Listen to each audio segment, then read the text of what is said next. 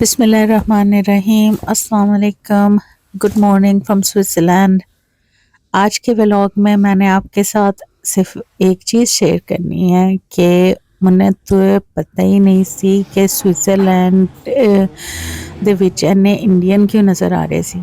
Indian ਹੋਣ ਪਾਕਿਸਤਾਨੀ ਹੋਣ ਸਾਰੇ ਦੇ ਸਾਰੇ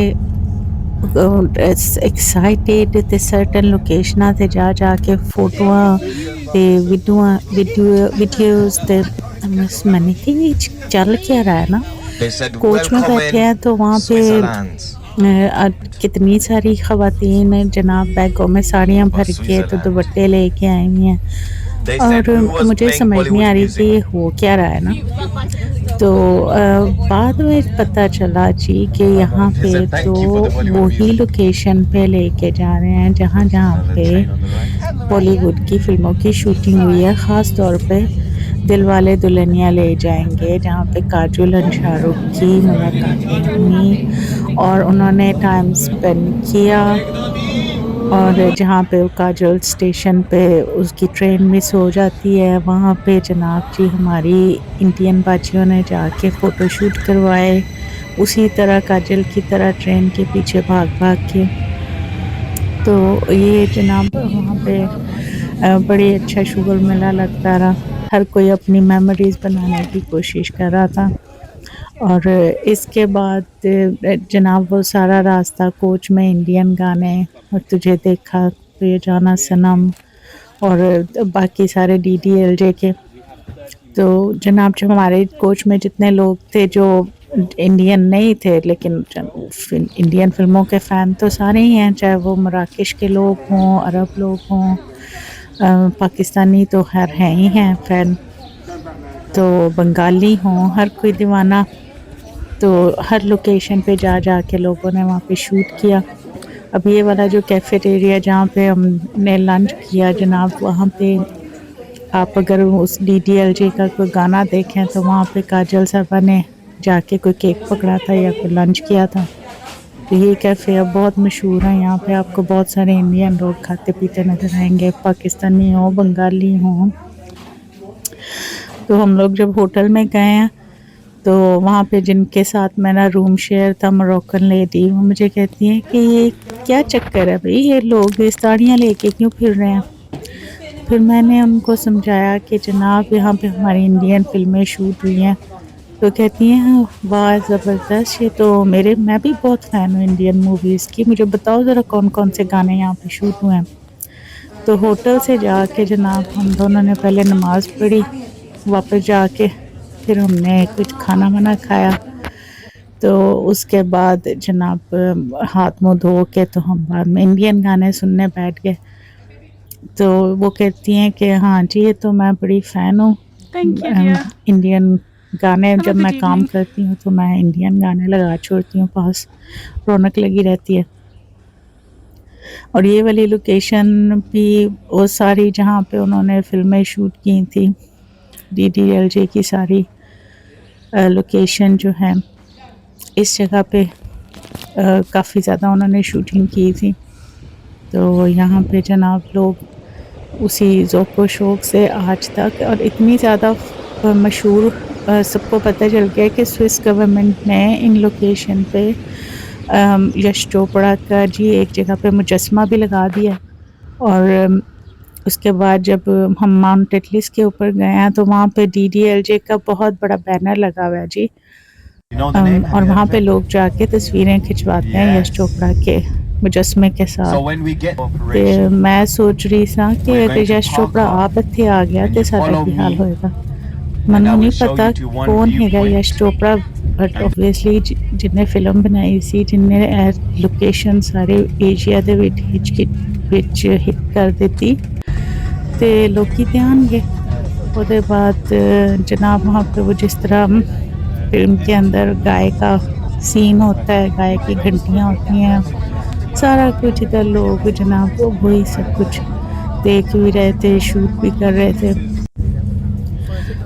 एक बात तो समझ आ गई यहाँ पे जाके कि जनाब हमेशा सोचते थे कि बर्फ़ों के बीच साड़ियाँ पहन के कैसे जनाब गाने फिल्माए जाते हैं, लेकिन शौक तो कोई मोल नहीं।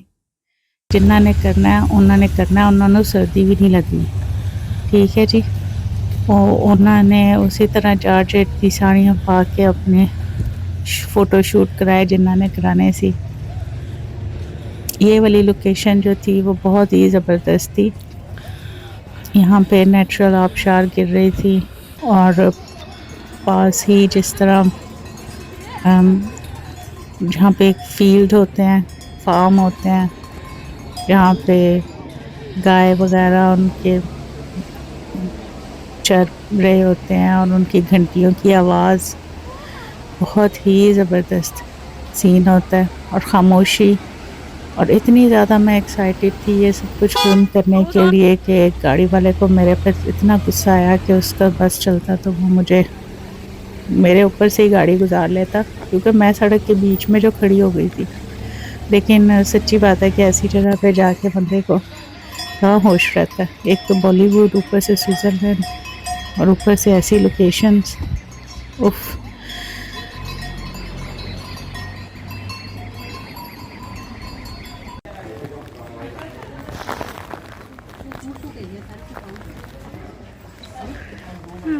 Very good vegan makkar paneer.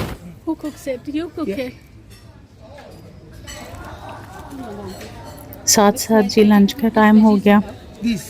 तो अब ये तो मेरे वहमो गुमान में भी नहीं था कि यहाँ पे स्विट्ज़रलैंड में पूरी की पूरी फूड स्ट्रीट्स जो हैं वो इंडियन खानों की होंगी और ऊपर से वो सारे हलाल भी होंगे। लेकिन उसके लिए आपके बटवे को काफ़ी हैवी होना चाहिए, क्योंकि आपको एक गोभी आलू का पोर्शन भी जो है वो तकरीबन 20 पाउंड का मिलता है। 20 पाउंड कितने बन गए? तकरीबन आपके 8,000 पाकिस्तानी रुपए। तो मैंने कहा नहीं जी, घर जाके पहला काम इंशाल्लाह करना है, 1 पाउंड की गोभी ला के ढेर सारी गोभी आलू पका के तो बंदा पराठे बना के खाए। ਇੱਥੇ ਅਸੀਂ बस देख के गुजारा कर ਲੈਂਦੇ ਹਾਂ। ठीक है।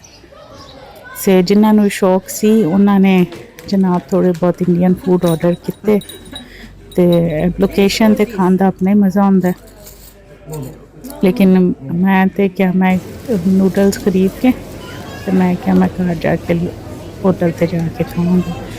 लेकिन शौक में ही वो जो गाय की घंटियों वाला जो उनके बांधी होती है ना, वो भी मैंने भी एक छोटी सी ले ली।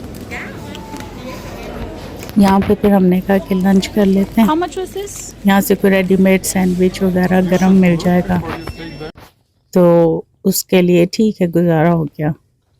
सारे पैसे मैं अपने चॉकलेटा ते लाते, जिन्ने मेरे लंच के पैसे सी ना, मैं क्या स्विस चॉकलेट इज़ फेमस, ते चलो बंदा वो चॉकलेट ले लेंदा फैमिली दे वास्ते। ते शाम नूं असी नूडल खादियां ते DDLJ दे गाने लाए ते नमाज पढ़ के असी फिर सो गए। अगले दिन हम लोगों ने जाना था माउंट एटलस के ऊपर। इसके ऊपर भी जनाब बॉलीवुड शूटिंग्स, चाहे वो श्री देवी हो या काजल हो तो शाहरुख खान हो। आप एक्साइटमेंट चेक करें, कोचों की कोचें भर के जनाब, और मोस्टली इंडियंस। मतलब मैं हैरान हो रही थी कि जनाब उस फिल्म का इतना ज़्यादा इम्पैक्ट है, कितने सालों के बाद, तकरीबन 20 साल के बाद भी आज तक उस फिल्म की वजह से इन लोकेशंस पे लोग आते हैं। एक तो खूबसूरती, और उसके बाद लोगों को पता है कि जनाब इनकी क्या सिग्निफिकेंस है और किस तरह उन्होंने हाईलाइट किया था उस फिल्म में। तो तुसी लोगों की साड़ियाँ वेखो, तो लोगों के दुपट्टे वेखो, तो photoshoot, excitement, everyone is so excited. एक प्रॉब्लम यहाँ पे हमारे लिए हो गई थी कि टिकट लेने में बहुत ज़्यादा टाइम वेस्ट हो गया था।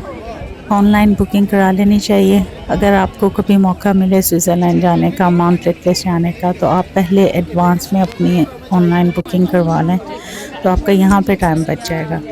और ज़्यादा से ज़्यादा टाइम जो है वो आप ऊपर माउंटेन के ऊपर स्पेंड कर सकते हैं। वहाँ पे रेस्टोरेंट्स हैं, वहाँ पे बहुत अच्छे टेरेस हैं जहाँ से आपको सीनरी नज़र आती है, वॉक है, स्काई वॉक है जिसमें हम माउंटेन के डिफरेंट एरियाज़ के ऊपर ब्रिज बना के उन्होंने वॉक की अपॉर्चुनिटी, आप सारी साइट सीइंग कर सकते हैं।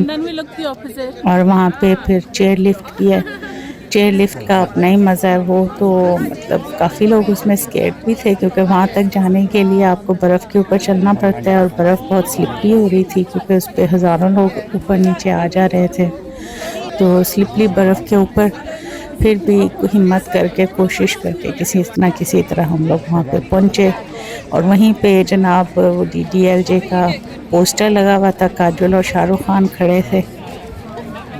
उसका ही अपना, उसको देखने का अपना ही जनाब मज़ा था। लोगों ने उसके साथ भी तस्वीरें खिंचवाई, बट मैं क्या, चलो कोई नहीं, मेरी तस्वीर दी खैर है। शाहरुख खान काजोल दी तस्वीर खिंच जाए वो मैं ला देनी है तारे वास्ते। ते बस मैं तो इधर इस जगह की सीनरी और इस जगह की खूबसूरती से ही इतनी ज़्यादा वो हो रही थी। और एक चीज़ मैंने वहाँ पे बहुत नोट की कि अभी तक वहाँ पे बहुत ज़्यादा कंस्ट्रक्शन हो रही है, साथ साथ रिपेयर का काम चलता रहता है। और पहले ही उन्होंने 3 लोकेशंस बना दी हैं पहाड़ के ऊपर जहाँ पे लोग रेस्टोरेंट्स में लंच भी कर सकते हैं, अट्रैक्शंस है। लेकिन और भी ज़्यादा मेरा ख्याल है वो कंस्ट्रक्शन करते जा रहे हैं। तो बिल्कुल पहाड़ के ऊपर चढ़ के भी आपको नज़र आएगा कि वहाँ पे उन्होंने अपने वो जिस तरह क्रेनें वगैरह भी थी और वहाँ पे सारा काम हो रहा था। मेरा ख्याल है अब अगले 2 साल में वहाँ पे और भी ज़्यादा अट्रैक्शंस कोई बना देंगे जहाँ पे लोग आके एंजॉय कर सकें। लेकिन एक सच्ची बात है कि कुछ लोगों से जिनसे मैं मिली थी उन लोगों ने कहा है कि जी हमने इंडिया और पाकिस्तान के नॉर्दर्न एरियाज़ देखे हैं और वो स्विट्ज़रलैंड से बहुत ज़्यादा खूबसूरत हैं। असल मसला सिर्फ ये है कि वहाँ पे